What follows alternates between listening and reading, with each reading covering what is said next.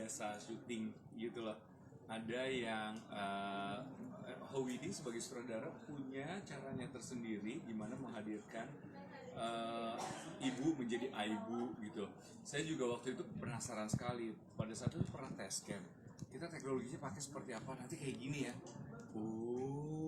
Gitu. Terus nanti pas syuting juga nanti kita akan lakukan beberapa kali sehingga gini. Nah, ada hal yang menantang ketika syuting adalah sesuatu yang baru lagi, bahkan buat saya ya, bahkan sesuatu yang baru karena ada teknis yang saya harus adaptasi ke situ.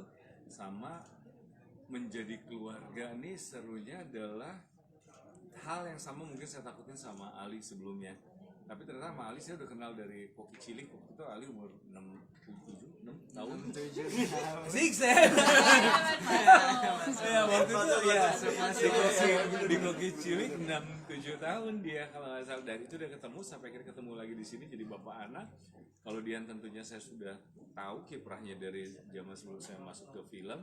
Yang mengagetkan adalah ketika hadir ngobrol itu gampang sekali ternyata, gampang ngobrol terus punya kesamaan kita mau kemana nongkrong apa enak lah buat saya sih digampangkan sekali. Kalau Ali sama Dian saya penasaran nih bondingnya gimana. Saya lihat di foto saya sempat kayak main pedal bareng ya, pemain tenis bareng. Saya sih nggak diajak, nggak jadi kayaknya kita kan sebenarnya punya waktu tuh cukup sedikit sebelum syuting untuk bisa ngebondingin diri kita masing-masing supaya pas lagi syuting tuh kayak mestinya udah bener-bener kayak keluarga yang sangat erat dan sangat kenal satu sama lain. Jadi kita tuh, aku sih sebenarnya lebih menginisiatif pas awal syuting tuh udah yuk kita pokoknya jajan bareng, kita jajan jajanan gorengan, ayo doyan makan apa, yuk makan pokoknya gitu. Aku yang lebih ngerangkul dan kita tuh nggak ada sempat kayak era basa-basi, chit-chat gitu tuh nggak ada, langsung kayak rangkul aja pokoknya mau bilang apa pokoknya gitu. Jadi bikin Ringo sama Ali juga lebih nyaman untuk langsung merasa cair aja sama aku. Untungnya juga mereka langsung menyambut ya dan langsung aja gitu. Jadi kita di lokasi sini udah langsung Iya benar-benar. Jadi kayak beneran kayak tadi aku bilang nggak ada awkward face-nya gitu. Jadi walaupun emang karakternya aku sama bapak kan lebih banyak kayak kecanggungan waktu pertama kali ketemu tuh malah ngebantu aku buat bikin karakternya jadi kerasa lebih manusiawi dan lebih jujur. Tapi kalau di luar set tuh kita ya kalau misalnya akan ada scene berat atau akan ada scene emosional kita pastinya selalu ngobrol. Sampai waktu itu tuh aku sampai datang ke kamarnya bapak di hotel, kita ngobrol tentang skenario tuh kita ubah karena bukan soal berubah tapi lebih ke enaknya gimana ya biar masuk ke bahasa kita besok. Betul, karena di sini kan kita juga punya challenge sutradara yang nggak bisa bahasa Indonesia. Jadi itu juga salah satu pengalaman yang unik karena kita sebagai aktor harus menyampaikan emosi dengan clear biar direkturnya walaupun nggak tahu apa yang kita omongin tapi dia tetap bisa ngerasain scene-nya itu tentang apa. Akhirnya saya sama Ali ya kita les bahasa Mandarin. Kita ngobrol banyak. Terus habis itu kita tuh lumayan punya grup yang isinya bapak ibu Cimot yang akhirnya kita sering banget video call. Even sampai sekarang kayak kangen bertiga gitu. Jadi kita udah masing-masing udah syuting yang lain-lain, Ali udah syuting. Ali datang dan nengokin ibunya gitu lah. Akhirnya terus di situ ada adegan makan nasi liwet ya kan, sebuah perkenalan kuliner lokal yang ternyata dia sangat-sangat menyukainya. Iya. Dia tuh agak nggak terlalu suka nyobain hal baru. Tapi terus habis itu kita sempat pedal sama teman juga. Jadi itu setelah syuting ya? Sebenarnya itu jauh setelah syuting. Akhirnya kita jadi support system Ali juga sebenarnya. Iya, ini saya perhatiin pacarnya kalau mau deketin punya apa pacar. Bentar, kalau dia ngomong pacarnya kalaupun ada nanti calonnya udah kita disortir dulu. Siapa dari apa yang saya dengar apakah dia cukup baik atau tidak, apakah gimana ya. Misal aku mau ngedeketin cewek itu kayak siapa menurut ibu? Nyambung sama ibu nggak kira-kira ini gimana bu? Terus selalu sama bapak, Pak ini saya deketin gimana ya Pak? Iya kayak gitu. Kalau mungkin dari aktor yang remaja gitu disutradarai sama sutradara dari luar gitu, kamu tuh ngerasanya gimana sih waktu pertama akan masuk dalam lokasi syuting dan ada kesulitan atau sama aja gitu? Agak sulit ya mungkin kalau nggak bisa ngobrol karena aku tuh I'm the type yang suka yak banget. Kalau sama director tuh aku suka ngobrol tapi harus ngomong pakai bahasa Inggris, tapi ngomongin naskah tuh buat aku diksi yang asing gitu, jadi mungkin di situ cuma happy banget Dan menurut aku Widing tuh lumayan director yang cukup sensitif, karena kalau di set tuh yang aku sangat aku bersyukurin tuh karena dia ngasih kita sebagai aktor space untuk prepare for an emotional scene. Jadi kalau kita lagi take tuh nggak ada orang di set, Boleh semuanya ketawa segala silent, macam nggak boleh. semuanya silent, kita dikasih waktu. Jadi itu sangat membantu aku buat munculin emosi-emosi yang kalau ada orang di set tuh jadi susah munculnya. Dan dia kerja sama dia enak banget sih, enak banget. Dan jadi pemain juga jadinya lebih lega kalau bisa dikasih kebebasan untuk jadi lebih masuk ke karakternya, dan juga terlepas dari halangan bahasa bagaimana, menurut aku itu justru jadi challenge aja, bukan jadi malah yang bisa ngehambat gitu sebagai core pemain. Kebayang gak sih kalau kita selama ini kebayangin jadi aktor-aktor Indonesia, wah kapan kita bisa go internasional ya, pergi keluar syuting sama produksi luar. Sekarang kita malah dapat lihat latihan untuk melakukan itu, kerjasama sama sutradara luar, tapi syutingnya di sini aja. Jadi keren banget menurut aku sih, ini salah satu pengalaman yang berharga yang bikin kita semua belajar untuk mempersiapkan segala macam kemungkinan yang mungkin akan datang di karir. Akhirnya syuting di Indonesia, bagi mereka tuh kan ada di media ngeliat Indonesia tuh kayak gitu, Bali gitu misalnya. Pas mereka syuting di sini di salah satu daerah yang nanti teman-teman bakal lihat di filmnya adalah, hah, ada ya Indonesia kayak gininya gitu loh. Menurut mereka Indonesia beda-beda banget ya gitu. Dan itu tuh membuat kekaguman itu ke mereka tuh, buat kita tuh kayak Bangga lah, iya bangga. Iya.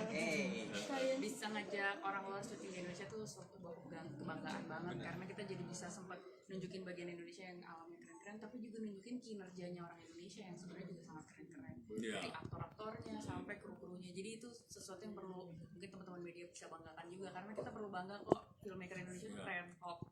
Standar disiplin, standar kerja, semuanya kita udah cukup bagus banget. Aku banyak banget belajar dari ibu sama bapak tentang kedisiplinan dan bahkan mereka ketagihan pengen sebagai di sini aktor. terus Iya, sama ketagihan. editor sini, Iya. sama produser sini, sama actingnya dia pokoknya pengen lagi gitu, nagih mereka tuh.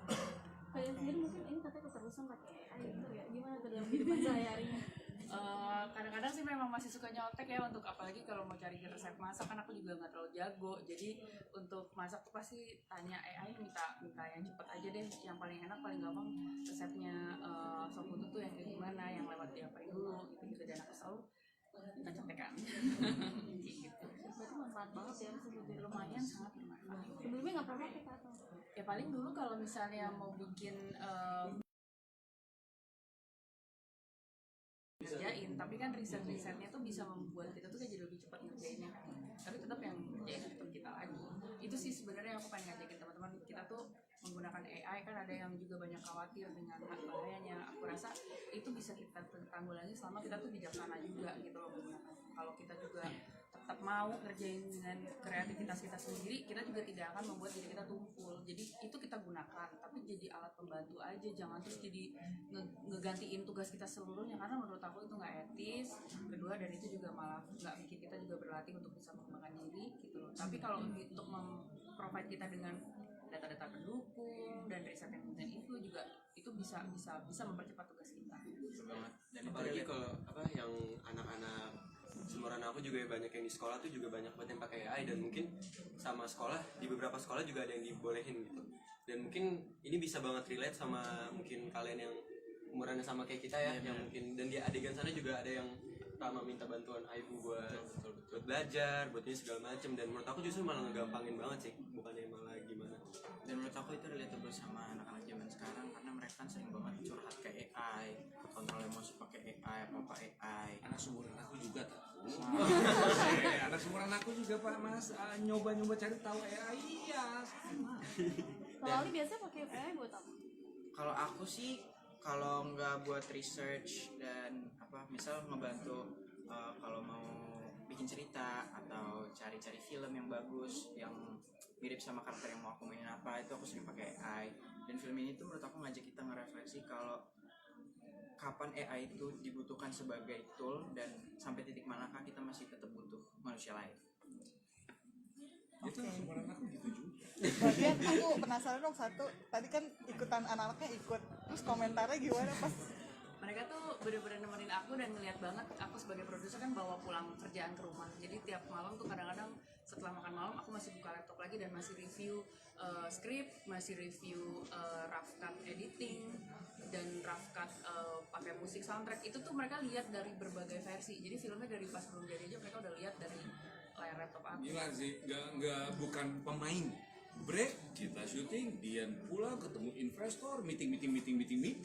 Gila sih. Sebenarnya cukup khawatir juga loh. Pertama merasa bersalah kan ninggalin teman-teman yang syuting terus. Dan aku setiap kali ada libur di Jakarta tuh ditungguin sama produser yang lain untuk cari duit, Bo. Jadi benar-benar meeting sama investor, pitching lagi dan memastikan investor itu beneran mau invest ke film ini. Dan itu kan kita dikejar target dan dikejar waktu.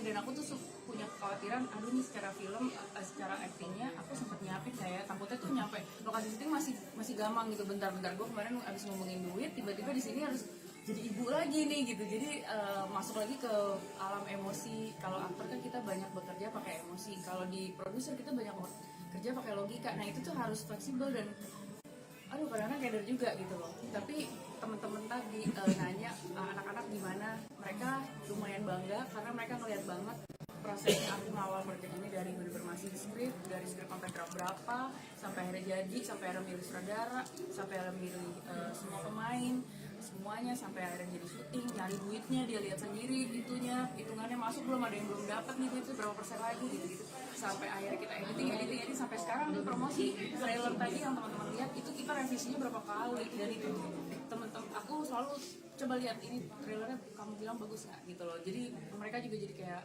laboratorium aku di rumah. Menurut kamu,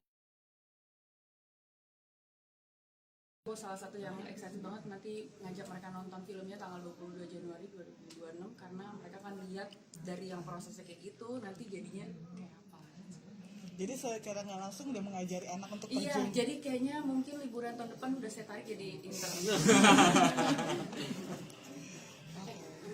Silakan catat jangan lupa untuk nonton. Oh iya. Boleh rapat kan?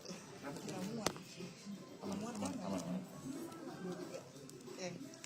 Halo semuanya, jangan lupa untuk nonton film Esok Tanpa Ibu 22 Januari 2026 di bioskop. Terima kasih. Oke, terima kasih. Terima kasih banyak.